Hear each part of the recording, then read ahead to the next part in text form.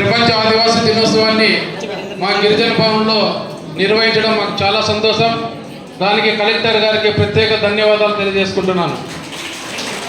మరి ఈనాటి ప్రపంచ ఆదివాసీ దినోత్సవ కార్యక్రమానికి ముఖ్య అతిథులు అనంతపురం జిల్లా కలెక్టర్ గారు వినోద్ కుమార్ సార్ గారికి, అదేవిధంగా డిఎంహెచ్ఓ గారికి, డిటిడబ్ల్యూ రామాంజనేయులు గారికి, వేదిక మీద ఉన్నటువంటి కుల సంఘ నాయకులు కేశవ నాయక్ గారికి, ఉమా మహేశ్వర గారికి, సాకే చిరంజీవి గారికి, శివశంకర్ నాయక్ గారికి, పోలా మహేష్ గారికి, గుజ్జల్ లక్ష్మణ్ కుమార్ గారికి, మరి వేదిక మీద ఉన్నటువంటి నా గిరిజన సోదరీమణులందరికీ, విద్యార్థులందరికీ ప్రపంచ ఆదివాసీ దినోత్సవ శుభాకాంక్షలు తెలియజేసుకుంటూ ప్రత్యేక ధన్యవాదాలు, కృతజ్ఞతలు తెలియజేసుకుంటున్నాను.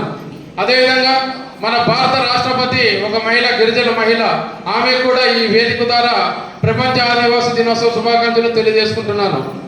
మరి ఆదివాసుల హక్కుల పరిరక్షణ కోసం ప్రపంచ ఆదివాసీ దినోత్సవాన్ని కార్యక్రమాన్ని నిర్వహించాలని 1994లో ఐక్యరాజ్య సమితి ప్రకటించింది. ఆదివాసీ హక్కులను గౌరవించడం, వారిని రక్షించడం, భూమి యొక్క జీవన నైపుణ్యతను మెరుగుపరచడం కోసం మనం ప్రపంచ ఆదివాసీ దినోత్సవ కార్యక్రమాన్ని జరుపుకుంటాం. దాదాపుగా ప్రపంచవ్యాప్తంగా 7,000 భాషలుంటే అందులో 4,000 భాషలు మాట్లాడే తెగ ఏదైనా ఉందంటే అది ఒక ఆదివాసీ తెగ అని చెప్పేసి గర్వంగా తెలియజేస్తున్నాను. అదేవిధంగా ఎన్నో ఆచారాలు, ఎన్నో కట్టుబాట్లు, ఎన్నో సాంప్రదాయాలు, కళలు ఉన్నటువంటి తెగ ఆదివాసీ తెగ అని చెప్పేసి గర్వంగా తెలియజేస్తున్నా. మరి అదేవిధంగా మన ఆదివాసీ హక్కుల కోసం గతం నుంచి ఎంతో మంది వీరులు పోరాడితేనే ఈరోజు మనం ఆ ఫలాలు అందుతున్నాయి మనకి. అటువంటి వ్యక్తులను గుర్తు చేసుకొని వాళ్ళ త్యాగాల గురించి మనము గుర్తు చేసుకోవాల్సినటువంటి అవసరం కూడా ఎంతైనా ఉందని చెప్పేసి కూడా ఈ సందర్భంగా తెలియజేస్తూ, మరి ఆనాడు ఆదివాసుల ఆరాధ్య దైవం అడవి బిడ్డల పాలిట వీరుడు. మరి ఆనాడు జల్ జంగల్ జమీన్ అనే ఒక నినాదంతో మరి ఆదివాసుల హక్కులను కాపాడుతూ నిజాం పాలకులపైన గెరిల్లా పోరాటాలు చేసినటువంటి వ్యక్తి కొమరం భీమ్. అటువంటి వ్యక్తిని గుర్తు చేసుకోవాల్సినటువంటి అవసరం మనకి ఎంతైనా ఉంది.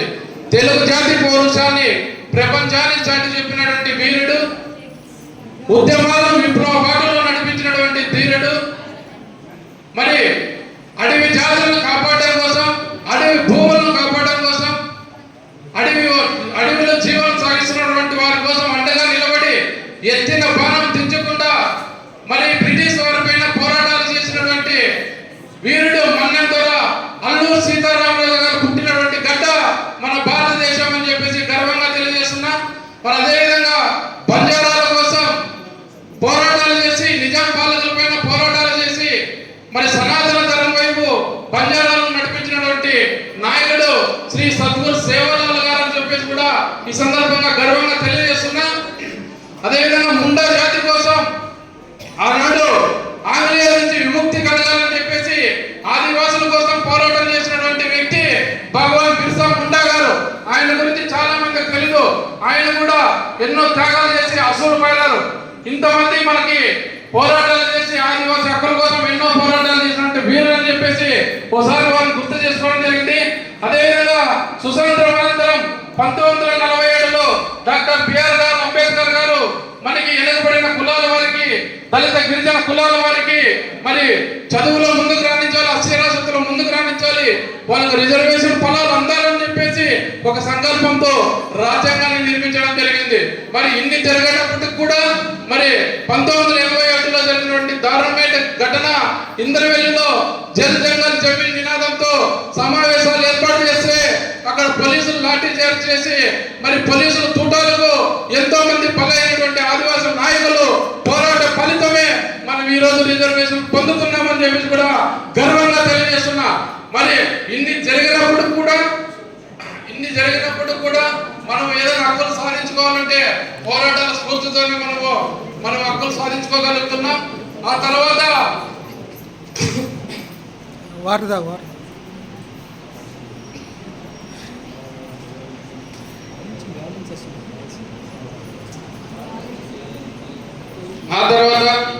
ఐటీడీఏ వాళ్ళు గుర్తించి మన హక్కులను కొనసాగించినప్పటికీ మరి పాలకులు మారిన, ప్రభుత్వాలు మారిన, మరి ఆదివాసీ జీవన విధానంలో మార్పు రాలేదు. మరి ఇప్పటికీ పాలకులు గుర్తించి మా గిరిజనులను అన్ని విధాలుగా అభివృద్ధి బాటలో నడిపించాలి, అధికారులు కూడా గుర్తించి మా గిరిజనులను అభివృద్ధి బాటలో నడిపించే విధంగా కృషి చేయాలని చెప్పేసి ప్రతి ఒక్కరికి తెలియజేస్తున్నా. సార్, గిరిజన వాడల్లో ఉన్నటువంటి ప్రాంతాల్లో మాకు మంచినీరు అందించాలి, విద్య వైద్యము మరి మంచినీరు అందించి రోడ్డు సదుపాయాలు కూడా కల్పించాలని చెప్పి మీ దృష్టికి తీసుకొస్తున్నాం సార్. అదేవిధంగా మా గురుకులంలో చదువుతున్నటువంటి గిరిజన విద్యార్థులకు పాఠశాలలో అదనంగా సీట్ల సంఖ్యను పెంచి మాకు ఉన్నతమైన చదువులు చదువుకునే అవకాశం కూడా మీరు కల్పించాలని చెప్పేసి కూడా ఈ సందర్భంగా కోరుతున్నాను సార్. గతంలో మాకు ఎంతో మంది మా పథకాలు దాదాపుగా 18 పథకాలు గత ప్రభుత్వాలు రద్దు చేసినప్పటికీ మరి తిరిగి కూడా పథకాలను మీరు కొనసాగే విధంగా మేము కూడా ప్రభుత్వం దృష్టికి తీసుకెళ్తాం.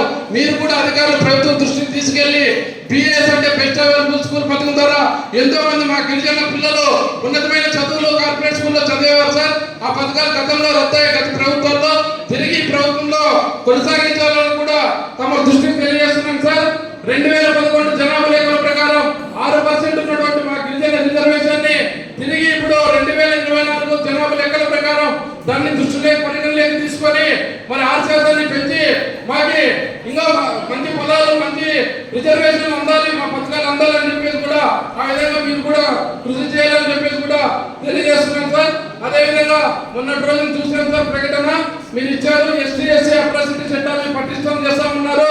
దానికి కలెక్టర్ గారికి ప్రత్యేక ధన్యవాదాలు సార్. ప్రతి గ్రామంలో